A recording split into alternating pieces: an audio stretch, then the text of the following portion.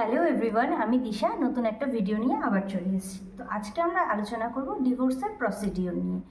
তো খুব সহজভাবে বাংলায় বলবো, একটু মন দিয়ে শুনবেন। আমি জানি আপনারা অনেকেই জানেন, তবু যারা জানেন না তারাও শুনবেন, যারা জানেন তারাও শুনবেন, যদি কিছু আপনার সাহায্য হয়ে যায়। তো যাই হোক, আমরা স্টার্ট করি। তো ডিভোর্স সাধারণত দুইভাবে হয়ে থাকে, একটা হচ্ছে মিউচুয়াল ডিভোর্স আর একটা হচ্ছে কন্টেস্টিং ডিভোর্স। তো মিউচুয়াল ডিভোর্সটা হিন্দু ম্যারেজ অ্যাক্টের আন্ডারে সেকশন 13 পড়ছে, আর কন্টেস্টিং ডিভোর্সটা আমরা যখন ফাইল করি তখন সেকশন 13 আন্ডারে পড়ে। দুটোই হিন্দু ম্যারেজ অ্যাক্ট। তো মিউচুয়াল ডিভোর্সের সাধারণত যেভাবে হয়ে থাকে সেটা আমি আপনাদের একটু ব্রিফ করে দিই।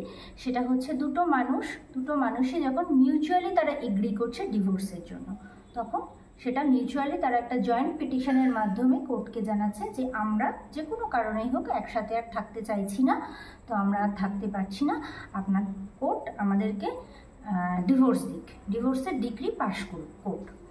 এই আবেদন কোর্টের কাছে করছে এবং কোর্টে 2-3টে ডেট, 4-5টা ডেট, যাই হোক নর্মালি 6 মাস সময় লাগে, তাহলে 6 থেকে 8 মাসের মধ্যে এটা সাধারণত হয়ে গিয়ে থাকে।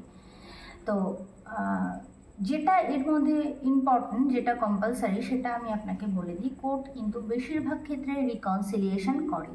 রিকনসিলিয়েশন মিউচুয়াল ডিভোর্সের ক্ষেত্রে কম করে, কন্টেস্টিং ডিভোর্সের ক্ষেত্রে একটু বেশি করে। রিকনসিলিয়েশন জিনিসটা কি আমি বলে দিই। রিকনসিলিয়েশন মানেই অনেকেই বুঝতে পারছেন, খুব সহজভাবে বলি আমি। দুজন মানুষকে দাঁড় করিয়ে জজ সাহেবের সাথে কথা হয়, জজ সাহেব বলেন যে আর কি কোনোভাবেই সম্ভব হচ্ছে না, মানে তাদেরকে একটু রিকনসিল করার চেষ্টা করেন যদি কোনোভাবে সম্পর্কটা টিকে যায়। তো এটা একবার জজ সাহেবের দিক থেকে উনি চেষ্টা করে থাকেন। তো যাই হোক, আপনারা যদি সেখানে সেই প্রস্তাব খারিজ করে দেন, জজ সাহেবকে না বলে দেন, তাহলে উনি ডিগ্রি পাস করে দেন। তো ডিগ্রি পাসের ক্ষেত্রে অবশ্যই যেটা বলে দিই সেটা হচ্ছে আপনাদের যে যদি ম্যারেজটা রেজিস্ট্রি হয়ে থাকে তাহলে সেই রেজিস্ট্রি সার্টিফিকেটটা কিন্তু কোর্টের কাছে জমা পড়ে যায়। তো এই হলো মিউচুয়াল ডিভোর্সের ব্যাপারটা। কন্টেস্টিং ডিভোর্সটা একটু বলে দিই। কন্টেস্টিং ডিভোর্সটা একটা লং প্রসিডিওর, এটাতে কিন্তু সময় লাগে, তবে কতটা সময় লাগে এটার কিন্তু কোনো বাউন্ডারিজ নেই। কোর্ট যেভাবে চলবে সেইভাবে কিন্তু আপনার সময় লাগবে। তো কন্টেস্টিং ডিভোর্সের ক্ষেত্রে বলি, যখন দুটো মানুষের মধ্যে একজন মানুষ ডিভোর্স চাইছে, অন্যজন কিন্তু চাইছে না, তখন যিনি চাইছেন তিনি কোর্টের কাছে আবেদন করলেন যে আমি আমার স্ত্রীর সাথে বা আমি আমার হাজব্যান্ডের সাথে আর থাকতে পারছি না বা থাকতে চাইছি না, এই গ্রাউন্ডে থাকতে চাইছি না, অবশ্যই আপনাকে গ্রাউন্ড উল্লেখ করতে হবে, এই গ্রাউন্ডে পারছি না, তো আমাকে প্লিজ কোর্টের কাছে আবেদন করবে যে আমাকে ডিভোর্স দেওয়া হোক।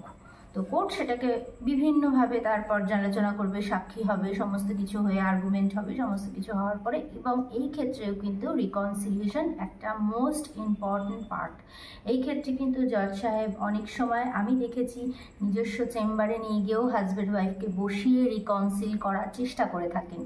তো যাই হোক, এইভাবে প্রসিডিওর এগোতে থাকে, এগিয়ে দিনের শেষে গিয়ে কোর্ট যা রায় দেবে সেক্ষেত্রে তাই হবে। তো এই হচ্ছে, খুব সহজভাবে বললাম আপনাদের। যদি তাও কারোর কোনো অসুবিধা থেকে থাকে প্লিজ আমাকে কমেন্ট করবেন, কমেন্টের মাধ্যমে জানাবেন, প্রত্যেকের রিপ্লাই দিই, আপনার রিপ্লাইটাও ঠিক পৌঁছে যাবে।